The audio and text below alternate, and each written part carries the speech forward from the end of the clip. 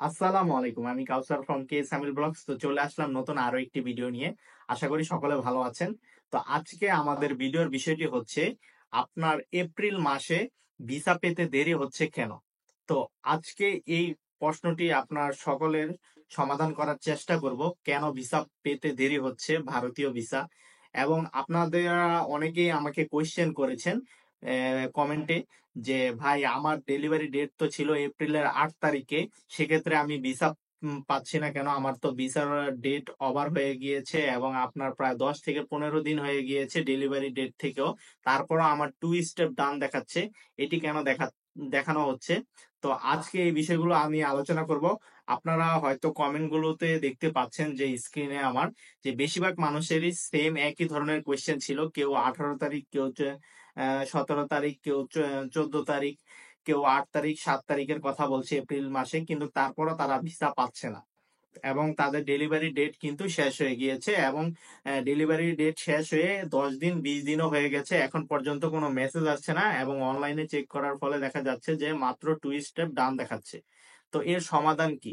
তো এর আসলে কোনো সমাধান এখন পর্যন্ত নেই। তো আপনারা যারা এ এই ঈদের মধ্যে আপনারা সকলে জানেন যে ১০ তারিখে ঈদ ছিল। তো এই ঈদের মধ্যে ডেলিভারি ডেট পেয়েছিলেন এবং এই ডেলিভারি ডেটটি আপনার ঈদের জন্য সাময়িকভাবে কিছুদিন বন্ধ ছিল।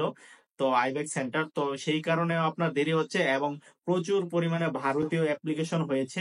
সেই কারণেও আপনার ডেলিভারি ডেটটি অ্যাম আপনি পাওয়ার পরেও আপনার মেসেজ আসতে দেরি হচ্ছে।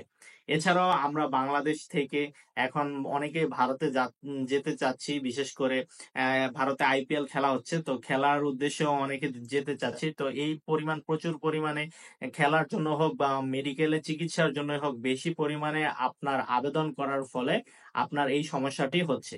তো আপনাদের কোনো টেনশন করার প্রয়োজন নেই। যেহেতু আপনার ডেলিভারি ডেটটি পার হয়ে গিয়েছে তো আপনার মেসেজ শীঘ্রই এসে পড়বে। তো কিছুদিন অপেক্ষা করুন। অপেক্ষা করার পর হয়তো আপনার মেসেজটি চলে আসবে।